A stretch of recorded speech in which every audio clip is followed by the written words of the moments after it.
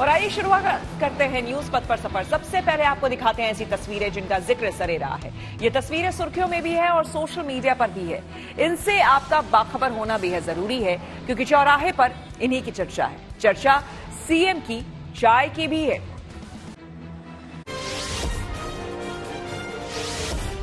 राजस्थान के नए मुख्यमंत्री भजनलाल शर्मा अलग अंदाज में नजर आए। दरअसल वो खुद अपने हाथों से चाय बनाते नजर आए।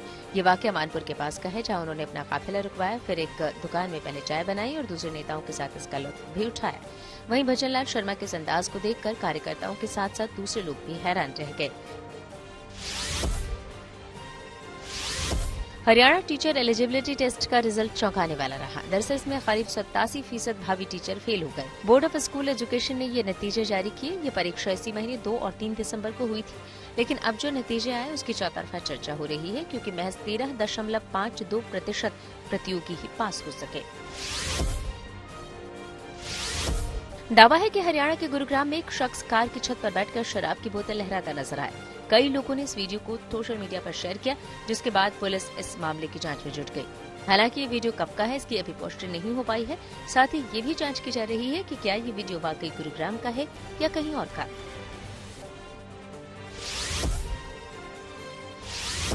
बिहार के बगहा में एक छात्र ने हथकड़ी के साथ अपनी परीक्षा दी। इस दौरान परीक्षा सेंटर पर उसके साथ कुछ पुलिस वाले भी मौजूद रहे। अब ये मामला इलाके में चर्चा का विषय बना हुआ है। बताया गया कि वो पिछले दिनों से डायल 112 की पुलिस टीम पर हमला करने के आरोप में जेल में बंद है, लेकिन अब जब बीए पार्ट 1 की परीक्षा शुरू हुई तो उसे भी कॉलेज लाया गया। पुलिस के मुताबिक इस लड़के का भविष्य खराब न हो, ऐसे में प्रशासन और कोर्ट के आदेश पर उसे परीक्षा देने की अनुमति दी गई। गुजरात के राजकोट में खास फैशन शो का आयोजन किया गया। दरअसल वहां एक रैंप वॉक का आयोजन हुआ। इसमें स्पेशली एबल्ड बच्चों ने भी हिस्सा लिया। वो अलग अलग लिबास में नजर आए। इसका आयोजन फैशन और ज्वेलरी इंस्टीट्यूट ने किया था।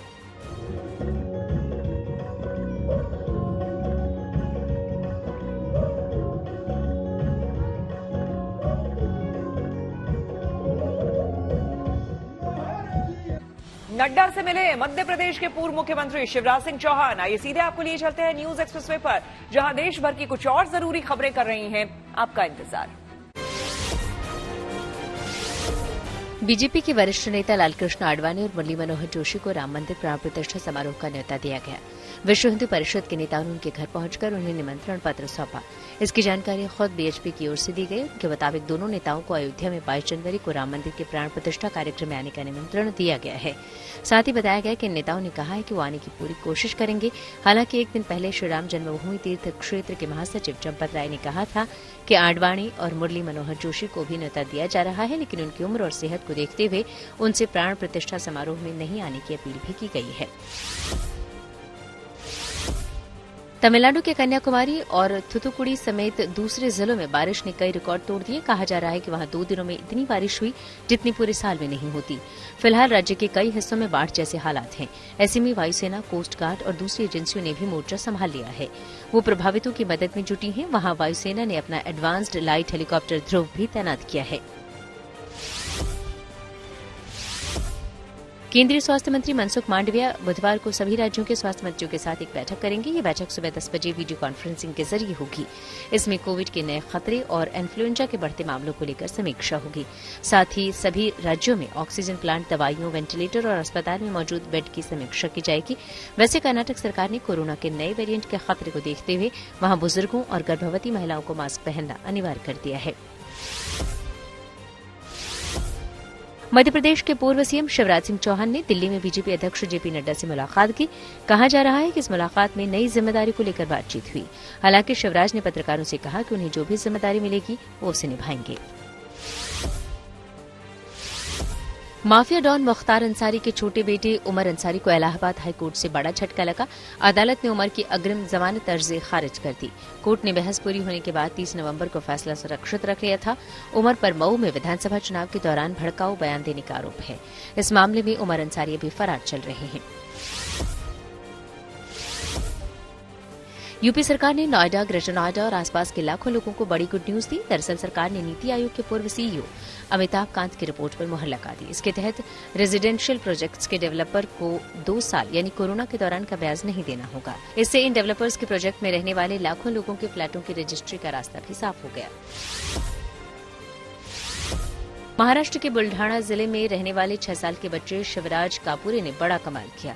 उसने महाराष्ट्र का एवरेस्ट कहे जाने वाले कलसुबाई पर्वत पर चढ़ाई की, साथ ही वहां तिरंगा झंडा भी लगाया। कलसुबाई पर्वत अहमदनगर जिले में है और इसकी ऊंचाई 5400 फीट से ज्यादा है।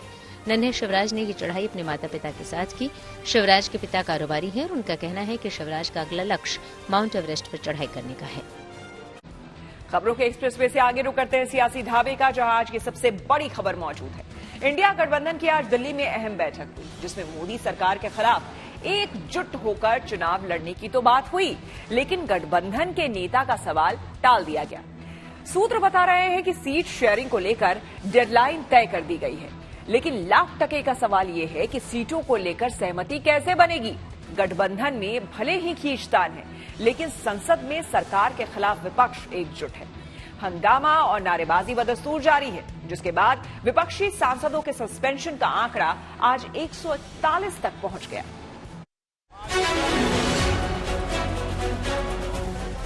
विपक्ष की मोर्चाबंदी की ये 2 तस्वीरें हैं। एक ओर संसद में हल्ला बोल है, दूसरी ओर इंडिया गठबंधन की अहम बैठक। एक तरफ सरकार से टकराव है, दूसरी ओर आपस में तालमेल बनाने की कोशिश। संसद में सूरत हाल ये है कि ना तो विपक्ष का हंगामा रुका है और ना सस्पेंशन की कार्रवाई। सोमवार को एक दिन में 78 सांसदों को सस्पेंड करने का इतिहास बन चुका है। मंगलवार को भी 49 विपक्षी सांसद सस्पेंड हो गए। दिलचस्प ये है कि विपक्ष और सरकार दोनों लोकतंत्र की दुहाई दे रहे हैं। आपकी जहन में सवार हो गए हैं एक शक्ति, जो शक्ति देव शक्ति नहीं, असुर शक्ति कही जा सकते हैं। आपकी ये अहंकार लोग देख रहे हैं। गिरावट की कोई हद नहीं है, गिरावट की कोई हद नहीं है। आपके एक बड़े नेता एक सांसद के असंसदीय व्यवहार को वीडियो कर रहे थे। आपसे भी बहुत बड़े नेता हैं वो। मैं तो यही कह सकता हूं, सद्बुद्धि आएगी। विपक्ष संसद की सुरक्षा में सेंधमारी पर गृह मंत्री का बयान चाहता है। इसके संसद के अंदर और बाहर दोनों जगह विरोध जताया जा रहा है, जबकि सरकार की दलील है कि विपक्ष सोची समझी रणनीति के तहत सदन चलने देना नहीं चाहता। जो अवरोध पैदा कर रहे हैं ये उनकी हताशा है 3 प्रदेशों में हार के कारण। तो उस हताशा की खींच को निकालने के लिए संसद में अवरोध पैदा किया जा रहा है। वो सरकार की विफलता है कि वह विपक्ष के एमपीज को और सभी पार्टियों को साथ में नहीं ला पाई, क्योंकि बहुत ही महत्वपूर्ण बिल पास होने जा रहा है या पास करेगी ये सरकार जब पूरा विपक्ष नहीं होगा। तो यह सरकार की पूरी तरह विफलता है। संसद के मोर्चे पर विपक्ष के सांसद गोलबंद हैं, जो इंडिया गठबंधन के लिए गुड न्यूज है। लेकिन गठबंधन की चौथी बैठक में कोई ठोस बात नहीं हुई। चुनाव में सीट शेयरिंग और नेता के नाम पर टकराव जस का तस है। ममता सीटों को लेकर अड़ी हैं, तो नीतीश कुमार के समर्थक उनको गठबंधन का नेता बनाना चाहते हैं। Would you like an alliance with the Congress in Bengal, or have they approached you for an alliance in Bengal? Somebody must bail the cat. No, 1 minute. Everybody. It is everybody. Sorry? No. Somebody must bail the cat, meaning? Meaning, I don't have any problem if they have the genuine things. But Bengal, you know that they have only 2 seats. But you are open to an alliance with the Congress? No, I am open to talk. I am open to discuss. ममता जी स्वयं नहीं चाहती है। महाराष्ट्र से उद्धव ठाकरे को बनाने का नहीं आगाज होता है, और दक्षिण भारत से भी तो किसी को आगे बढ़ाने की बात होती है। तो नीतीश बाबू तो परमानेंटली चलते हैं चर्चा में। सवाल चर्चा का नहीं है, सवाल है समझदारी का, भारत के विकास के एजेंडा का और जनता के स्नेह और विश्वास का। वो सबके सामने। 3 घंटे तक चली इंडिया गठबंधन की बैठक के बाद किसी बड़े ऐलान की उम्मीद थी, लेकिन ऐसा नहीं हुआ। सूत्रों के मुताबिक मल्लिकार्जुन खड़गे को पीएम पद का उम्मीदवार बनाने का प्रस्ताव रखा गया था, लेकिन कांग्रेस चुनाव के बाद ही इस मुद्दे पर बात करना चाहती है कि सभी लोग मिलकर काम करेंगे और सीट शेयरिंग का भी हम मिलके पहले जिस स्टेट में हमारे लोग हैं, पहले वो लोग वहां पर एक दूसरे से समझौता करेंगे। अगर कहीं दिक्कत है या कहीं अभी नहीं बन सकता, उसके लिए फिर यहाँ पर हमारे जो इंडिया गठबंधन के नेता लोग हैं उसको डिसाइड करेंगे। जाहिर है 28 दलों के गठबंधन का अभी ना तो रास्ता तय है और ना रणनीति। ऐसे में सिर्फ मोदी विरोध के नाम पर गोलबंदी कहां तक चलेगी, कहना मुश्किल है। Bureau report, good news today. News पथ पर आगे है धन बाजार, जहां शेयर बाजार से लेकर कारोबार तक की सभी अहम खबरें होती हैं और इसका सीधा रिश्ता आपकी आमदनी आपकी जेब से होता है। तो तेज रफ्तार खबरों के बीच ये जरूरी खबरें छूट ना जाए, इसलिए सीधे आपको लिए चलते हैं धन बाजार।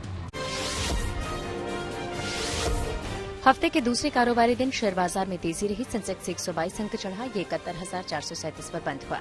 वहीं निफ्टी भी बढ़त के साथ बंद हुआ, ये 34 अंक चढ़कर 21,453 के रिकॉर्ड हाई पर पहुंच गया।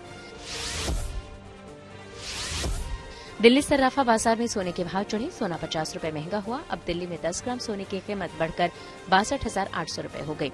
वहीं चांदी की कीमत में गिरावट आई, चांदी 250 रुपए सस्ती हुई। दिल्ली में 1 किलो चांदी की कीमत 77,700 रुपए पर पहुंची। जीएसटी संशोधन बिल लोकसभा में ध्वनिमत से पास हो गया। ये दूसरा संशोधन विधेयक है जिसमें जीएसटेट यानी जीएसटी एपेलेट ट्रिब्यूनल के अध्यक्ष और इसके सदस्यों की आयु सीमा बढ़ाने का प्रावधान है। कानून बनने के बाद जीएसटी एपेलेट ट्रिब्यूनल के अध्यक्ष को 70 साल और इसके सदस्यों को 67 साल की आयु सीमा तक 2 साल के लिए दोबारा नियुक्ति मिल सकेगी या कार्यकाल बढ़ाया जा सकेगा। ये उम्र सीमा पहले 67 और 65 साल थी। जीएसटेट यानी जीएसटी एपेलेट ट्रिब्यूनल का गठन देश भर में जीएसटी से जुड़े कानूनी विवादों के निपटारे के लिए किया गया है। कार कंपनी किया की नई एसयूवी किया सोनेट फेसलिफ्ट की प्री बुकिंग बुधवार से शुरू हो जाएगी। हालांकि ये भारत में अगले महीने जनवरी में लॉन्च होगी। वैसे कंपनी के पुराने ग्राहकों को एक फायदा ये होगा कि अगर इसे बुक करवाते हैं तो उन्हें इस नई कार की डिलीवरी जल्द मिल सकती है। आईएमएफ यानी इंटरनेशनल मॉनेटरी फंड ने एक बार फिर भारत की तारीफ की है। अंतर्राष्ट्रीय मुद्रा कोष ने भारतीय अर्थव्यवस्था को स्टार परफॉर्मर बताया और अनुमान जताया कि भारत इस साल वैश्विक अर्थव्यवस्था के विकास में 16% से अधिक का योगदान दे सकता है। और अब रुक करते हैं प्रगति मार्ग का, जहां ऐसी खबरें हैं जो कि देश की तरक्की, प्रगति और लोगों की काबिलियत दिखाती है। दिल्ली की तिहाड़ जेल प्रशासन ने कैदियों के लिए एक नई पहल की है। कैदियों को रोजगार मुहैया कराने के लिए दिल्ली में तिहाड़ जेल स्टोर शुरू किया गया है, जिसमें यहां के कैदियों के बनाए सामान बेचे जा रहे हैं। और इस स्टोर को वो कैदी चला रहे हैं जिनकी सजा बस कुछ ही महीने रह गई है। फिलहाल इसे पायलट प्रोजेक्ट के तौर पर शुरू किया गया है।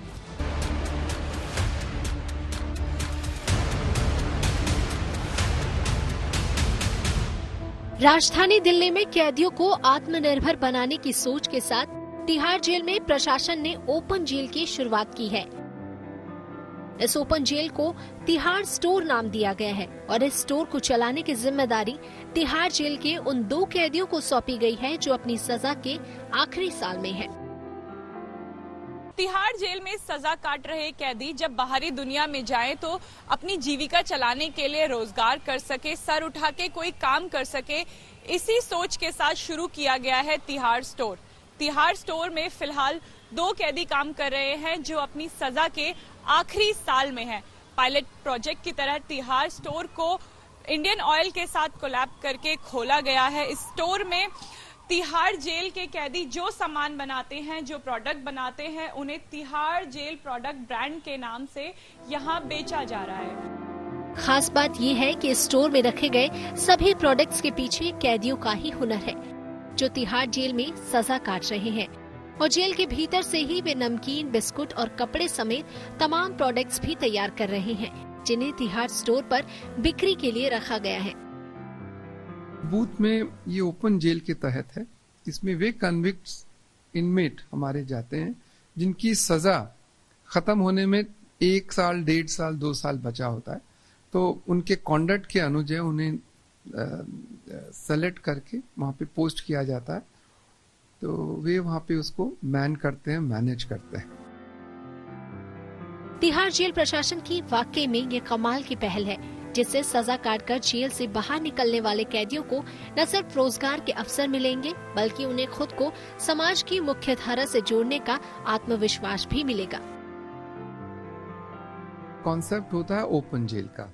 ओपन जेल उनके लिए होता है जैसे कोई 30 साल अपना कन्विक्ट है जो अंदर रह रहा है, तो 2 साल 3 साल पहले हम उसको धीरे धीरे जैसे सेमी ओपन जेल में, फिर ओपन जेल में भेजते हैं, ताकि जब वो अपनी मियाद खत्म कर लेता है उसके बाद उसे फिर दोबारा इंटीग्रेट सोसाइटी में होने में आसानी होती है। खास बात यह है कि स्टोर में दोनों कैदी सुबह 7 बजे से शाम 7 बजे तक 2 शिफ्ट में काम करते हैं और इस दौरान उनके साथ जेल का एक कर्मचारी भी तिहाड़ स्टोर में मौजूद रहता है। यहाँ पे सीख के काम करेंगे बाहर जाके, और यहाँ पे बढ़िया लग रहा, अच्छा लग रहा हमें। दुकान में कोई प्रॉब्लम नहीं है। फिलहाल दिल्ली में ये एक ही तिहाड़ स्टोर खोला गया है, लेकिन आने वाले वक्त में जल्द ही दिल्ली में और भी तिहाड़ स्टोर नजर आएंगे, जिस पर जेल के भीतर सजा काट रहे दूसरे कैदियों को भी अपनी प्रतिभा और हुनर निखारने का मौका मिलेगा। दिल्ली से अनामिका गौड़ के साथ bureau report, good news today. News पथ के सफर में अब सोशल अड्डा का रुख करते हैं, जहां आज बात होगी आईपीएल यानी कि इंडियन प्रीमियर लीग की। 2024 सीजन के लिए आईपीएल खिलाड़ियों की पहली बार देश से बाहर दुबई में हुई नीलामी में गेंदबाजों का दबदबा देखने को मिला। आईपीएल खिलाड़ियों की नीलामी में पहली बार 20 करोड़ रुपए का आंकड़ा पार हुआ, वो भी 2 गेंदबाजों पर। ऑस्ट्रेलिया के तेज गेंदबाज मिचेल स्टार्क आईपीएल इतिहास के सबसे महंगे खिलाड़ी बन गए। कोलकाता नाइट राइडर्स ने 33 साल के स्टार्क को 24 करोड़ 75 लाख रुपए में खरीदा है। इससे महज कुछ मिनट पहले तक सबसे महंगे खिलाड़ी का रिकॉर्ड ऑस्ट्रेलिया के ऑलराउंडर गेंदबाज पैट कमिंस के नाम दर्ज हुआ था, जिन्हें सनराइजर्स हैदराबाद ने 20 करोड़ 50 लाख में खरीदा। तेज गेंदबाजों में हर्षल पटेल को पंजाब किंग्स ने 11 करोड़ 75 लाख में खरीदा। इसके अलावा अल्जरी जोसेफ को आरसीबी ने 11 करोड़ 50 लाख में खरीदा। वहीं उमेश यादव को गुजरात टाइटंस ने 5 करोड़ 80 लाख और शिवम मावी को लखनऊ सुपर जायंट्स ने 6 करोड़ 40 लाख में खरीदा। बल्लेबाजों की बात करें तो न्यूजीलैंड के डैरिल मिचेल 14 करोड़ में और न्यूजीलैंड के ही बल्लेबाज रचिन रविंद्र को चेन्नई सुपर किंग्स ने 1 करोड़ 80 लाख रुपए में खरीदा। वेस्टइंडीज के टी20 कप्तान रोमैन पॉवेल 7 करोड़ 40 लाख की कीमत के साथ राजस्थान रॉयल्स की झोली में गए। सनराइजर्स हैदराबाद ने इस साल के वनडे वर्ल्ड कप फाइनल के हीरो रहे ऑस्ट्रेलियाई क्रिकेटर ट्रेविस हेड को 6 करोड़ 80 लाख में खरीद लिया। इंग्लैंड के हैरी ब्रूक के लिए दिल्ली कैपिटल्स ने सबसे ज्यादा 4 करोड़ की बोली लगाकर उन्हें अपनी टीम का हिस्सा बनाया है। भारतीय गेंदबाज शार्दुल ठाकुर ने 4 करोड़ की कीमत में एक बार फिर से चेन्नई सुपर किंग्स में वापसी की है।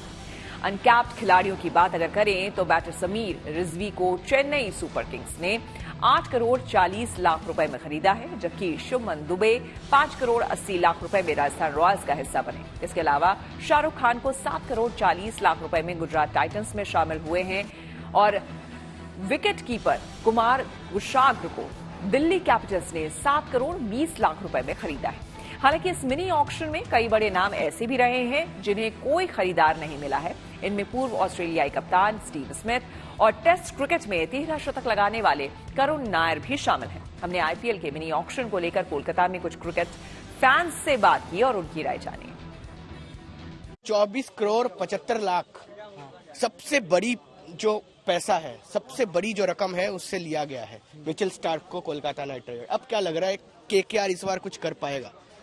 लगता तो है कुछ कर पाएगा। मिचेल स्टार्क तो ऑस्ट्रेलिया का बहुत ही तेज गेंदबाज है, तो इस बार विश्व कप ने ऑस्ट्रेलिया ने जीता है। मिचेल स्टार्क का विकेट था, तो शायद इस बार तो केकेआर, मैं केकेआर का ही सपोर्टर हूँ, तो इस बार शायद जीत जाएगा। तुम क्रिकेट का एक आदमी का खेला नहीं है, पहली बात 11 प्लेयर है, 11 प्लेयर का खेला है।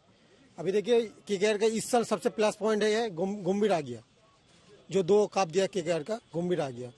वो ऑक्शन में बैठा हुआ है, शायद कुछ अच्छा होगा। सोच के लिया होगा, आप बता रहे? कुछ सोच के लिया है। और जो केकेआर का टीम मानेगा, अभी ऑक्शन स्टार्ट हुआ है, प्लेयर कैसे होगा अब उन लोग डिसाइड करेगा। उसके बाद जो मेन 11 प्लेयर होगा उसके ऊपर हम लोग तब बोलेंगे ना, प्लेयर अच्छा हुआ कि कम हुआ क्या। 24 करोड़ रुपया बहुत ज्यादा है, फिर भी 11 प्लेयर है, एक बैलेंस होना चाहिए। ऑस्ट्रेलियन प्लेयर को इंडिया में 24 करोड़ रुपया इज वर्थ इट नहीं है। 15, 12, 16 तब तक तो ठीक था। 24 करोड़ रुपया क्या हुआ? सब ईगो स्टिक का बात है। ईगो, वो बिड कर रहा है, ये बिड कर रहा है, वो बिड कर रहा है, ये बिड कर रहा है, इसमें होता है। ऐसा 24 करोड़ अनवर्थ है। खेल पाएगा नहीं खेल पाएगा, कैसा खेलेगा? ज्यादा पैसा देने से खेल नहीं पाता है। सिर्फ मिचेल स्टार्क की नहीं, पैट कमिंस को भी 20 करोड़ से ज्यादा, 20 करोड़ ज्यादा है। 12-13 करोड़ लोगों के लिए ठीक था, बहुत ज्यादा है। आप कहते हो कि इंडियन प्लेयर्स और थोड़ा लेना चाहिए था। ऑफ कोर्स पैसा खर्च करना चाहिए था, इंडियन प्लेयर्स के ऊपर ज्यादा पैसा खर्च करना चाहिए था। बाहर का प्लेयर का कोई फायदा नहीं है। फायदा तो होगा, जो टीम बनाया अभी, जो 24 करोड़ को जो बॉलर जो लिया ऑस्ट्रेलिया मिचेल स्टार्क, फायदा तो मिलेगा, इसलिए तो उसको ज्यादा दाम से लिया। हमको तो गलत लग रहा है, क्योंकि वो उतना खरीदने का प्लेयर नहीं था, उतना वो उस जो रेट में खरीदा ना, और 2 बॉलर अच्छा से खरीद सकता है। एप्पल वॉच को लेकर होने वाला है जल्द ही बड़ा ऐलान। टेक्नोलॉजी से जुड़ी ऐसी ही हर एक जरूरी खबर को जानने समझने के लिए आइए चले डिजिटल का लिए। उत्तर प्रदेश सरकार ने साइबर अपराधों से निपटने के लिए बड़ा फैसला लिया। उसने 57 जिलों में साइबर क्राइम थाने खोलने का फैसला लिया। दरअसल सीएम योगी की अध्यक्षता में लोक भवन में कैबिनेट बैठक हुई, जिसमें इस प्रस्ताव पर मुहर लग गई। अभी तक आईजी स्तर का अधिकारी इन थानों को देखता था, लेकिन सभी जिलों में साइबर क्राइम थाने बनने के बाद पुलिस अधीक्षक इसकी जिम्मेदारी निभाएंगे। वैसे पहले ही 18 दूसरे जिलों में साइबर थाने बनाए गए थे। बिहार के हाजीपुर में एक कॉलेज की वेबसाइट पर साइबर अटैक हुआ। इस दौरान वेबसाइट पर देश विरोधी नारे और तस्वीरें पोस्ट की गईं। इस घटना के बाद कॉलेज प्रशासन ने साइबर थाने में इसकी शिकायत की। एप्पल वॉच को लेकर बड़ा ऐलान किया गया। दरअसल कंपनी ने अमेरिका में एप्पल वॉच सीरीज 9 और वॉच अल्ट्रा 2 की बिक्री पर रोक लगा दी। कहा जा रहा है कि पेटेंट विवाद की वजह से ये फैसला लिया गया, यानी अब 24 दिसंबर के बाद एप्पल के रिटेल स्टोर्स पर भी ये नजर नहीं आएंगी।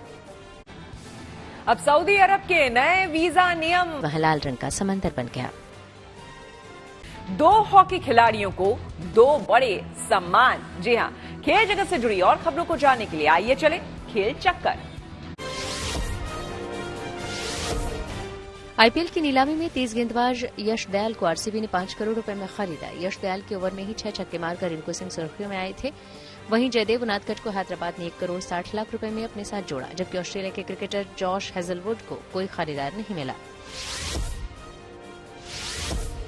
भारतीय पुरुष हॉकी टीम के मिडफील्डर हार्दिक सिंह और महिला टीम की कप्तान सविता को अंतर्राष्ट्रीय हॉकी महासंघ ने बड़ा सम्मान दिया। हार्दिक को साल का सर्वश्रेष्ठ खिलाड़ी और सविता को साल की सर्वश्रेष्ठ महिला गोलकीपर चुना गया।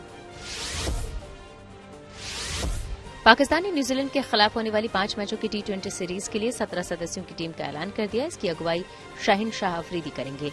इस टीम में हसीबुल्लाह समेत 3 नए चेहरे भी शामिल किए गए हैं। आईपीएल में सनराइजर्स हैदराबाद के लिए खेल चुके डेविड वार्नर ने चौंकाने वाला खुलासा किया। उन्होंने सोशल मीडिया पर कुछ पोस्ट शेयर की और दावा किया कि उन्हें सनराइजर्स हैदराबाद ने सोशल मीडिया पर ब्लॉक कर दिया है। असल में नीलामी में ट्रेविस हेड को हैदराबाद ने 6 करोड़ 80 लाख रुपए में खरीदा। लिहाजा वार्नर इस नीलामी के बाद ट्रेविस हेड की एक स्टोरी इंस्टाग्राम पर रिपोस्ट करना चाह रहे थे, लेकिन वार्नर के मुताबिक ब्लॉक किए जाने की वजह से ये नहीं हो सका। आईपीएल 2024 से पहले एक नियम में बड़ा बदलाव हुआ। दरअसल अब आईपीएल में हर गेंदबाज 1 ओवर में 2 बाउंसर फेंक सकेगा। इससे पहले ये नियम 1 बाउंसर का ही था।